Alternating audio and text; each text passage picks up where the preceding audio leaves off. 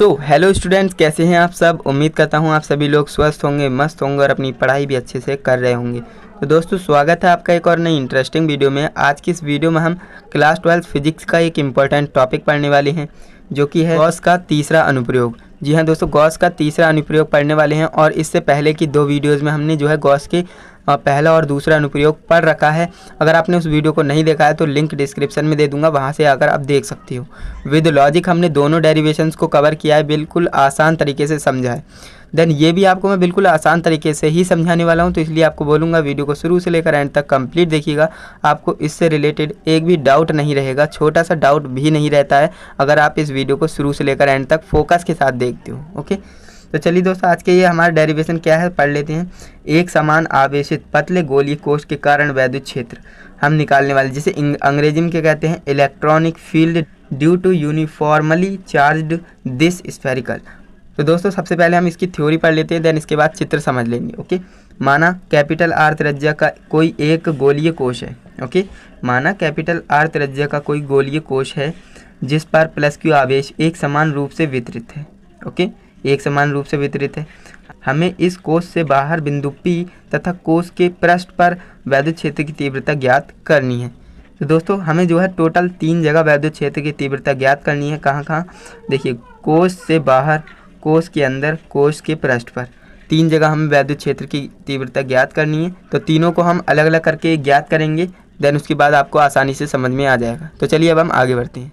तो फ्रेंड्स, सबसे पहले हम निकालेंगे बाह्य बिंदु P पर, जो बाहर बिंदु P है उस पर हम निकालेंगे। उससे पहले हम चित्र को समझ लेते हैं, जो कि मैंने आपको अभी थ्योरी में बताया था। हमारे पास जो है कैपिटल आर त्रिज्या का एक जो है गोलीय कोश है, जिस पर जो है प्लस क्यू आवेश एक समान रूप से वितरित है। तो अब हमें करना कुछ नहीं है, यहाँ पर आप देख सकते हैं एक समान रूप से प्लस क्यू आवेश वितरित है। तो हमें करना क्या है, इस गोलीय कोश से के अंदर, पृष्ठ पर और बाहर 3 जगह पर हमें इसकी जो है वैद्युत क्षेत्र की तीव्रताएं ज्ञात करनी है। काफ़ी आसान है। यहाँ पर आप देखिए, इस पृष्ठ पे हम सबसे पहले बाहर बिंदु P पर ज्ञात करने वाले हैं।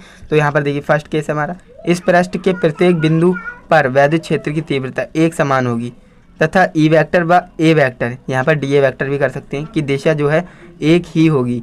अतः गॉसियन पृष्ठ से गुजरने वाला संपूर्ण फ्लक्स जो फाई ई बराबर क्यू अपॉन एप्सिलॉन नॉट, क्योंकि फाई ई बराबर ई ए कॉस थीटा होता है। तो यहाँ पर समीकरण 1 से हम क्या कह सकते हैं, देखिए E A cos theta is equal to Q upon epsilon naught हो जाएगा, बिल्कुल हो जाएगा। क्यों? क्योंकि यहाँ पर देखिए ये जो फाई ई बराबर क्यू अपॉन एप्सिलॉन नॉट था, फाई ई का मान हम जानते हैं कि ये होता है ई ए कॉस थीटा। तो ई ए कॉस थीटा रख दिया हमने फाई की जगह पर, q upon epsilon not as it is रहा। तो यहाँ पर देखिए ई एज इट इज़ रहा, ए का मान रखेंगे। अब ए का मान 4 पाई आर स्क्वायर क्यों आया? क्योंकि भाई गोले का जो वक्र पृष्ठ क्षेत्रफल होता है वो ए बराबर 4 पाई आर स्क्वायर होता है, ये आपको याद रखना है। तो ए की जगह पर हमने ये रख दिया and cos theta as it is रहा।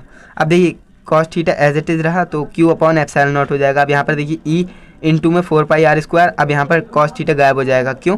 क्योंकि देखिए थीटा जो है मैंने आपको पहले बताया 0 है और कॉस 0 है, कॉस 0 का मान 1 होता है, तो इसलिए यहाँ पर 1 से मल्टीप्लाई करेंगे तो कोई फ़र्क पड़ेगा नहीं। तो यहाँ पर ई 4 पाई आर स्क्वायर बराबर क्यू अपॉन एप्सिलॉन नॉट ये हो जाएगा।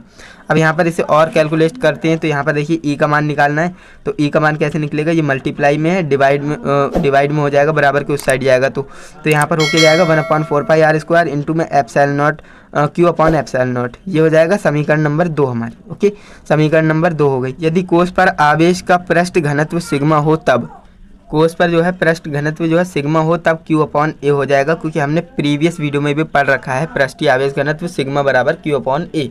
ओके, यहाँ पर देखिए क्योंकि जो है Q बराबर 4 पाई आर स्क्वायर सिग्मा हो जाएगा। क्यों होगा? क्योंकि यहाँ पर देखिए Q का मान निकालने हैं, A का मान 4 पाई आर स्क्वायर है, तो 4 पाई आर स्क्वायर यहाँ पर आएगा और सिग्मा से मल्टीप्लाई हो जाएगा। 4 पाई आर स्क्वायर सिग्मा हो जाएगा, बिल्कुल हो जाएगा। Putting the value of Q in equation second, equation जो सेकेंड थी हमारी उसमें हम Q का मान रखेंगे और कुछ भी नहीं करेंगे। ओके, तो यहाँ पर आप देखिए E बराबर sigma upon epsilon naught into में capital R square upon small R square, एक समान आवेशित गोलीय कोश के बाहर वैद्युत क्षेत्र का वैकल्पिक सूत्र है। तो यहाँ पर अब बात करते हैं सेकंड नंबर केस की। सेकंड नंबर केस हमारा काफ़ी इजी है एंड थर्ड भी इजी है, देख सकते हैं कितनी जल्दी हो गया ये।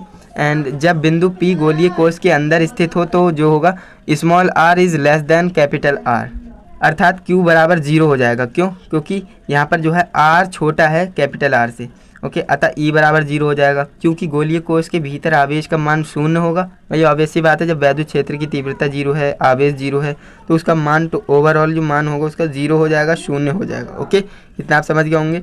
एंड जो थर्ड नंबर केस है वो ये इस तरह से है कि गोलीय कोश के पृष्ठ पर वैद्युत क्षेत्र की तीव्रता का मान क्या होगा। तो यदि बिंदु P कोश के ठीक पृष्ठ पर है तो कैपिटल R बराबर स्मॉल r हो जाएगा, स्मॉल r बराबर कैपिटल R हो जाएगा, बिल्कुल हो जाएगा। तो यहाँ पर देखिए E बराबर 1/4 एप्सिलॉन नॉट इंटू में Q upon capital R square हो जाएगा। वहाँ पर स्मॉल r स्क्वायर था, यहाँ पर कैपिटल R स्क्वायर हो जाएगा। या फिर आप इसे इस तरह से लिख सकते हैं, E बराबर 1/एप्सिलॉन नॉट इंटू में Q upon 4πr capital R square. Okay, अर्थात E बराबर सिग्मा अपॉन एप्सिलॉन नॉट, ये ओवरऑल हमारा मान निकल के आया है।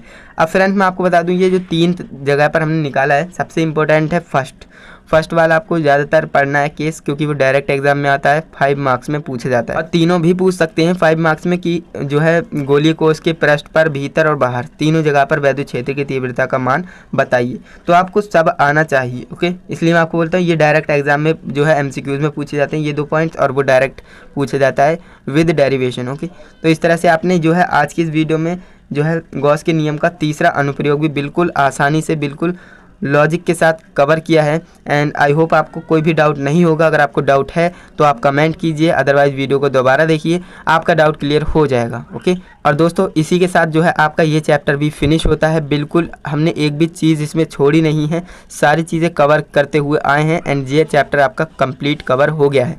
और मुझे उम्मीद है इसके जो है 20 से 21 लेक्चर ही बने होंगे, देन आपका ये चैप्टर क्लोज कर दिया है मैंने। अब आने वाली वीडियो से यानी कि कल से हम नया चैप्टर स्टार्ट करने वाले हैं। ओके, तो इसलिए बोल रहा हूँ चैनल को सब्सक्राइब करके ऑल नोटिफिकेशन सेलेक्ट कर लेना, जिससे कि आने वाली वीडियोस की नोटिफिकेशन आपको बिल्कुल टाइम पर मिलती रहे। ओके, तो चलिए दोस्तों आज के लिए बस इतना ही। हम मिलते हैं किसी नेक्स्ट वीडियो में किसी नए टॉपिक के साथ। तब तक के लिए जय हिंद, वंदे मातरम।